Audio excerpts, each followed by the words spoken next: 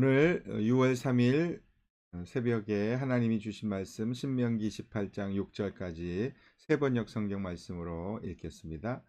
당신들이 주 당신들의 하나님의 말씀을 귀담아 듣고 내가 오늘 당신들에게 명한 그 모든 명령을 주의 깊게 지키면 주 당신들의 하나님이 당신들을 세상의 모든 민족 위에 뛰어나게 하실 것입니다. 당신들이 주 당신들의 하나님 말씀에 순종하면 이 모든 복이 당신들에게 찾아와서 당신들을 따를 것입니다. 당신들은 성읍에서도 복을 받고 들에서도 복을 받을 것입니다.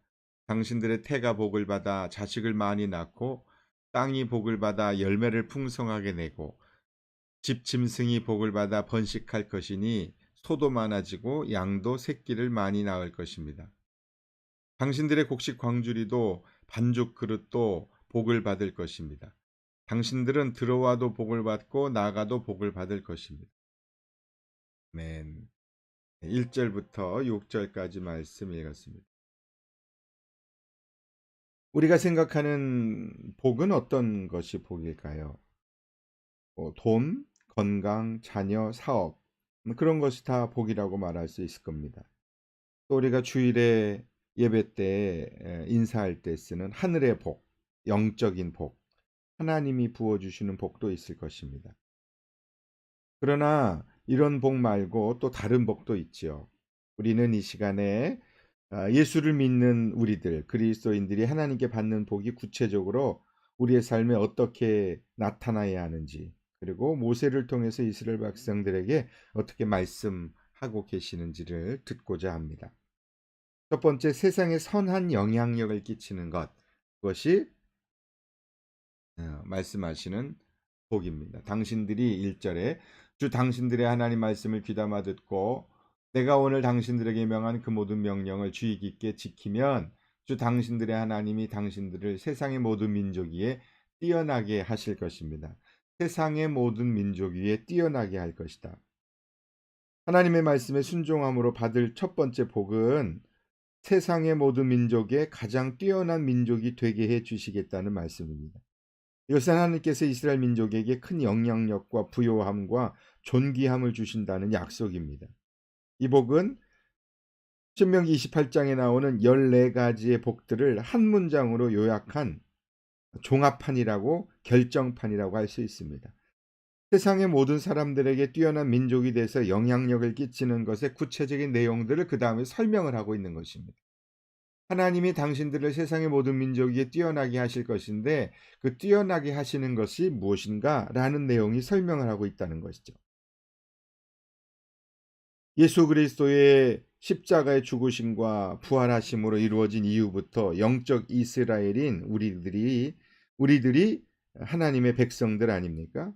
물론 유대인들이 우리가 흔히 듣기에 유대인들이 미국의 경제권의 70%를 잡고 또 노벨상의 몇 프로를 받고 대부분이 유대인이며 경제를, 정치를, 사회를 그리고 예술계를 이런 것들에 있어서 수많은 과학자들, 유대인들이 많다라고 하는 이야기는 우리가 흔히 듣는 이야기 아닙니까?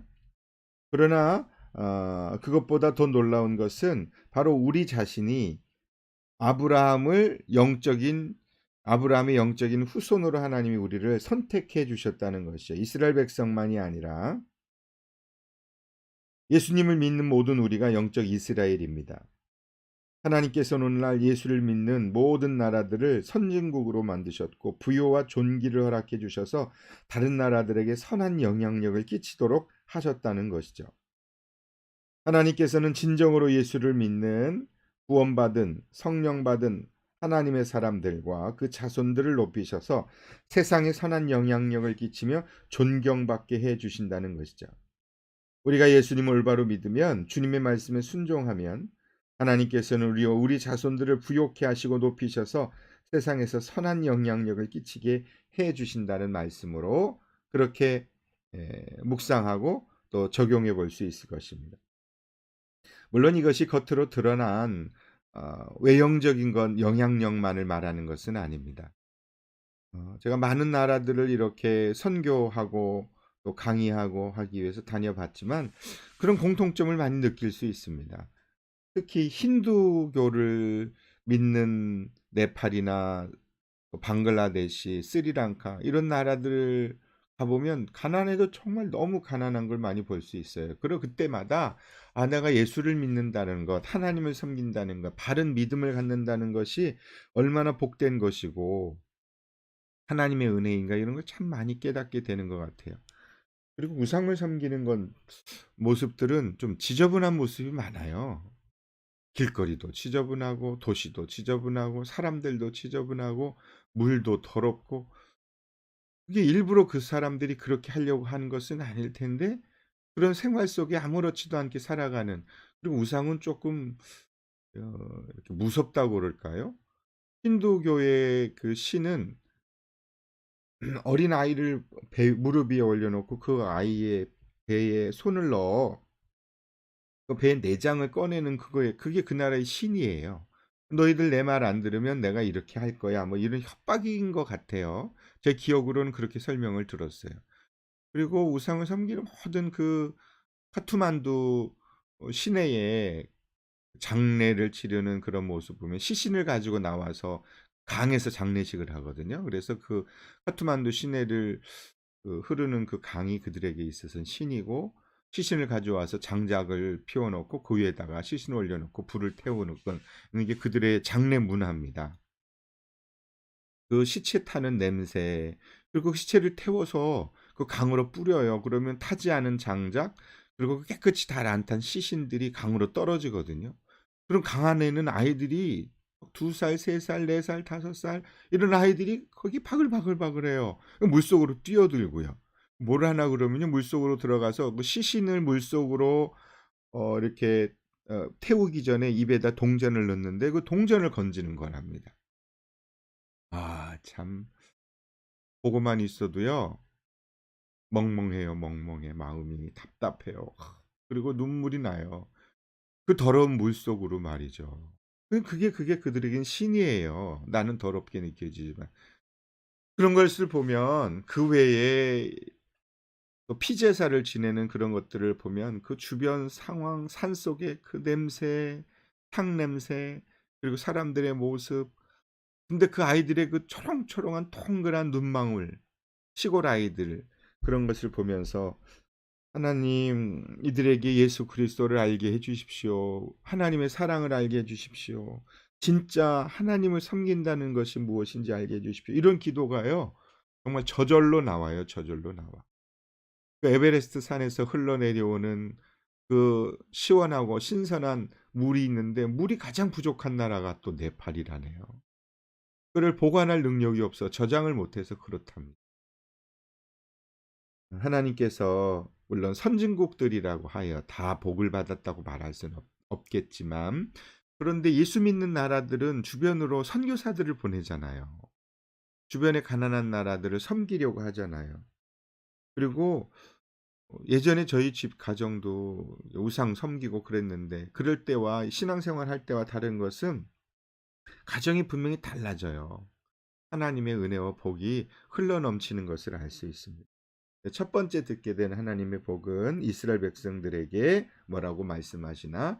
주 하나님께서 당신들을 세상의 모든 민족 위에 뛰어나게 하실 것이다. 뛰어나게 하실 것이다. 영향력을 끼치게, 선한 영향력을 끼치게 할 것이다. 다른 사람들을 도와주고 섬기고 나누고 베푸고 꾸어주는 그런 삶을 살게 될 것이다. 하나님 그렇게 약속하십니다. 하나님의 영적 이스라엘인 우리들에게 주신 은혜가 그것입니다. 혹시 지금 많이 힘들고 어려운 부분이 있으십니까? 걱정하지 마십시오.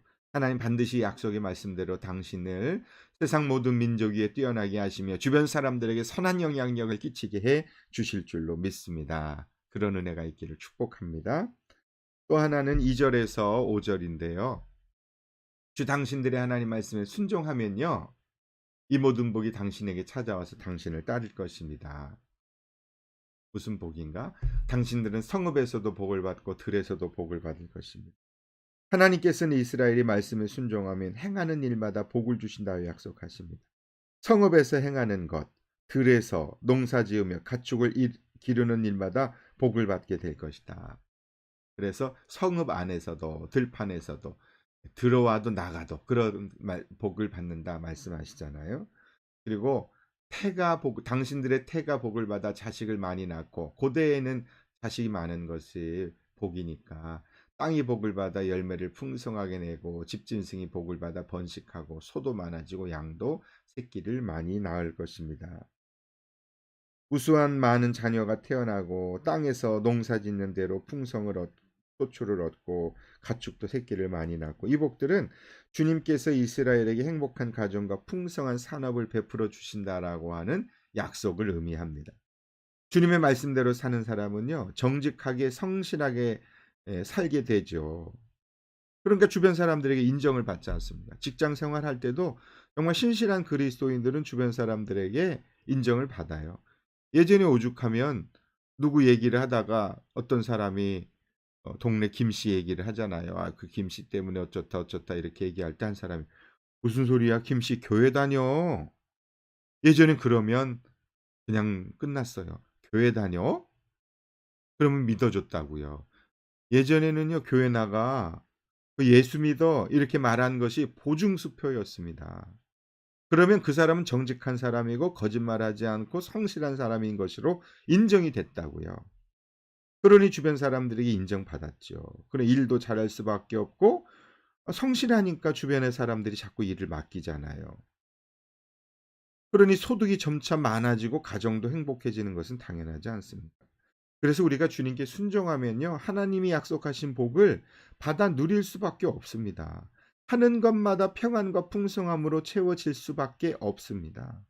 하나님께 순종하면요, 이런 약속한 풍성한 복이 반드시 임할 수밖에 없습니다. 지금은 예수 믿는 사람들 또 교회에 대해서 부정적 인식이 너무 많은 것이 너무 가슴 아프고 안타깝죠. 언제부터 이렇게 됐을까? 언제부터 그렇게 됐을 것 같아요. 리얼 크리스찬이 사라지면서부터 그렇게 된 것 같지 않습니까? 갑자기 교회 나가면 복 받아, 예수 믿으면 복 받아. 그런 외형적인 복에 진정으로 예수 그리스도를 믿고 성령으로 거듭난 사람들이 교회 안에 들어와서 그 교회에서 함께 공동체를 이루며 있었을 땐 교회 나가 예수 믿어 그 사람 집사야 이 한마디면 믿고 신뢰할 수 있는 사람이었습니다. 선한 영향력을 끼쳤습니다. 그런데 그렇지 않은 사람들이 갑자기 교회 안에 많아지면서부터 교회가 변질되고 오염되고 타락하고 왜곡되기 시작한 것이죠. 또 거기엔 목회자들의 책임도 많이 있다고 생각합니다. 사람의 숫자가 많아진 것만을 진정한 부흥이라고 여기는 것, 예배당 건물 짓고 헌금 많아지고 외형적인 풍성함과 외형적인 성장만을 진정한 부흥이라고 잘못 생각하고 그것만을 강조했었던 목회자의 잘못이 가장 크겠죠. 그거보다 더 중요한 건 진정한 신앙생활을, 바른 신앙생활을 성경의 말씀에 순종하고 하나님의 뜻에 따라 나가는 참된 그리스도인들이 교회 안에 많아져야 하는데, 거기에 집중하지 않고 다른 교회 다니는 사람들을 오게 하고, 그래서 사람의 숫자를 세고 그것을 교회의 성장이라고 생각하는 잘못된 부분이 저에게도 사실 많이 있었습니다. 그런 뜻에서 지금 가정교회를 하고 있는 것은 저 자신에겐 너무도 의미 있고 보람된 일이 아닐 수 없습니다. 한 사람의 그리스도인을, 예수 믿지 않는 VIP들을 잘 섬겨서 단 한 명만이라도 그들이 예수님을 주님으로 영접하고 하나님의 자녀가 되고, 그리고 함께 목장에 나와 함께 식사하고, 그리고 성경 공부를 해서 사람들이 변화되는 것이 아니라 예수 믿는 섬기는 사람들의 모습을 보고 참 사람들이 다르네. 어떻게 저렇게 나와 전혀 다른 성향의 사람들과 잘 지낼까? 따뜻할까? 사랑이 넘칠까? 아, 나도 예수 믿고 싶다. 이런 마음을 갖게 하고, 그런 분들이 교회에 나와 함께 예배드리고 그리고 세례를 받고, 그래서 사람의 숫자가 많아져서 목장이 분가하는, 그래서 또 하나의 교회가 세워지면 그런 분들이 저도 한번 목자 해볼래요. 목자 하고 싶어요. 왜? 목자로 섬기는 모습을 보면 하고 싶잖아요. 섬기고 싶잖아요. 왜냐하면 그렇게 하나님의 말씀에 순종하며 살아가는 선한 영향력을 끼치는 사람을 보면요, 따라하고 싶거든요. 존경스럽지 않습니까?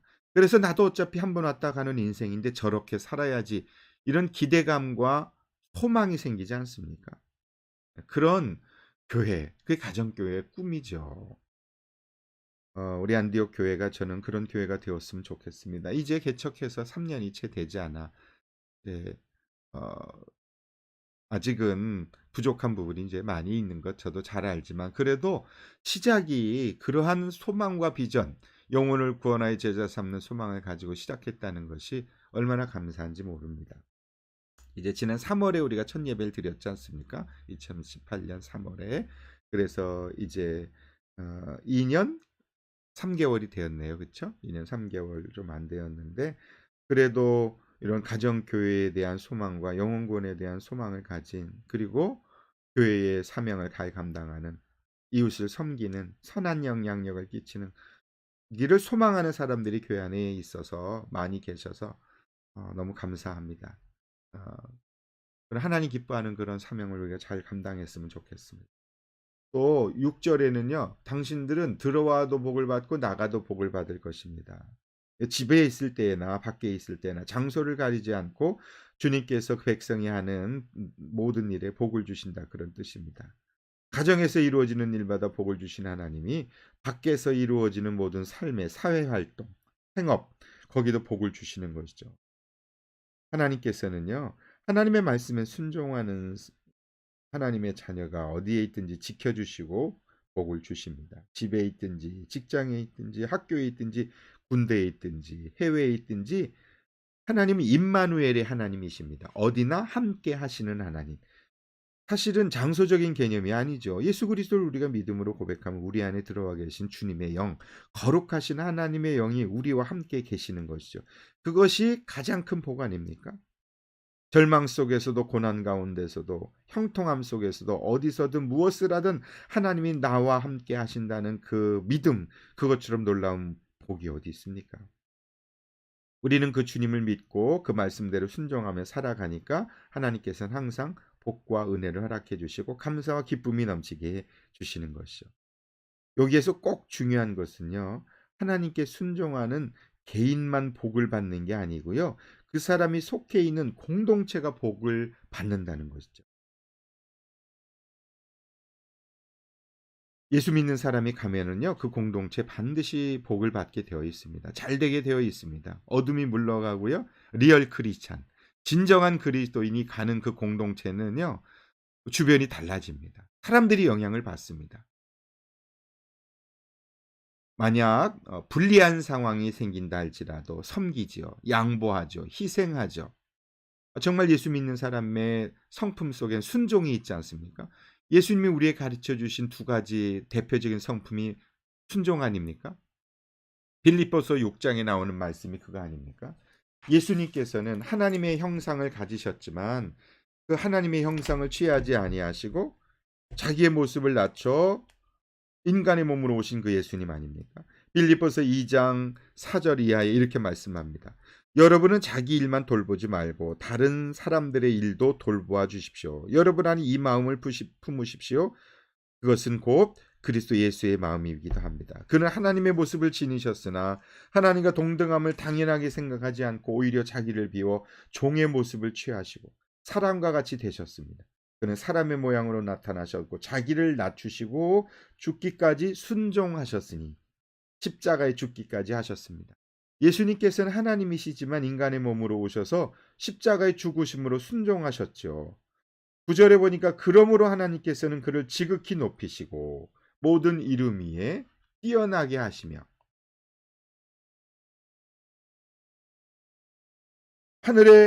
하늘과 땅 위에 있는 땅 아래에 있는 모든 것들이 예수 이름 앞에 무릎을 꿇고 모두가 예수 그리스도는 주님이시라고 고백하며 하나님 아버지께 영광을 돌리게 하셨느니요. 모두가 예수님을 주님이라고 고백하게 하는 역사가 일어나게 되는 것이죠. 그래서 예수님을 잘 믿는 바르게 믿는 그리스도인이 있으면 그 주변의 사람들이 영향을 받습니다. 복을 받습니다. 공동체에 가면 그 사람 때문에 하나님의 사랑이 흘러가게 되어 있다라는 거. 이게 하나님께서 말씀하시는 첫 번째 주님의 형상을 담는 순종의 모습이죠. 또 마태복음 20장 28절에는요. 내가 온 것은 섬김을 받으려 함이 아니라 섬기러 왔다. 많은 사람을 위하여 자기 목숨을 몸값으로 치러주려고 왔다. 예수님이시잖아요. 섬기러 오신 예수님. 그 예수님 믿는 사람들은 어디를 가든 섬기죠. 나이가 많아도 섬기고. 그래서 가정교회 가장 중요한 게 섬김 아닙니까? 가정교회에서는요. 성경 많이 알고 교회 오래 다닌 사람이 목자가 아닙니다. 잘 섬기는 사람이 목자입니다. 가정교회에서는요. 성경 공부 가르치는 거 아닙니다. 순종과 섬김을 보고 배우도록 하는 게 가정교회. 저는 이게 참 좋은 것 같아요. 저도 제일 못하는 것이 섬기는 것이었거든요. 가정교회를 2년이 하면서 집에서 설거지하는 것, 청소하는 것, 아내를 도와 음식 준비하는 것 이런 거 잘 안 했거든요. 근데 그것을 조금이라도 이제 하게 되는 것 그게 가정교회 문화인 것 같습니다. 문화. 호주에 사는 남편들은 다 잘해요. 그런데 어쨌든 가정교회에서 보여줄 수 있는 것 그러면 주변 사람들에게 선한 영향을 끼치게 되고 본인도 잘 되고 주변 사람들에게도 감사와 기쁨을 흘러보낼 수 있는 축복의 통로가 되지 않겠습니까? 그것이 가장 큰 복인 것 같아요. 예언 하나님께서 신명기 28장은 하나님이 가나안 땅에 가서 이스라엘 백성들에게 주실 복에 대해서 기록을 하고 있는 말씀인데 그 가운데 6절까지의 말씀 우리가 함께 나눴습니다. 하나님 말씀에 순종하셔서 하나님 우리에게 약속하신 복뿐만 아니라 그 은혜와 복이 주변으로 잘 흘러갈 수 있는 그런 은혜가 있기를 주님의 이름으로 축복합니다. 기도하겠습니다. 하나님 아버지 이스라엘 백성들이 가나안에 들어가서 하나님 말씀에 순종하면 약속하신 28장의 이 모든 말씀의 복이 오늘 영적인 후손인 우리들에게도 흘러 넘치게 될 줄로 믿습니다. 우리는 하나님의 언약의 백성입니다. 당장 눈앞에 보여지는 현실 속에서 고난이 있고 어려움이 있고 그런 복을 누리지 못한다 할지라도 낙심하지 말고 다시 한번 믿음으로 하나님의 말씀을 의지하고 신실하신 하나님 전능하신 그 하나님 임마누엘의 하나님 오늘도 나와 함께 하신 하나님 의지하고 기도하며 순종하며 나아가면 하나님은 기필코 반드시 언젠가 우리를 지켜주시고 인도해 주시는 건 풍성한 은혜의 복과 형통의 복과 오늘 약속하신 이 모든 영향력의 복을 우리를 통해서 흘러넘치게 해 주실 줄로 믿습니다. 기도합니다. 하나님 태의 문을 열어주시고 자녀를 생산하게 도와주시며 가문이 잘되게 도와주시고 약속의 가문이 되게 하셔서 오직 하나님의 그 은혜와 능력이 흘러넘치는 축복의 통로로 쓰임받을 수 있도록 은혜를 베풀어 주시옵소서. 이제 한 마음으로 기도하려고 합니다. 이 시간 기도할 때 우리의 입술을 열어주시고 기도의 능력을 더하여 주시고 성령의 이끄심에 따라 기도하는 이 새벽 되게 하여 주시옵소서. 예수님의 이름으로 간절히 기도하옵나이다. 아멘.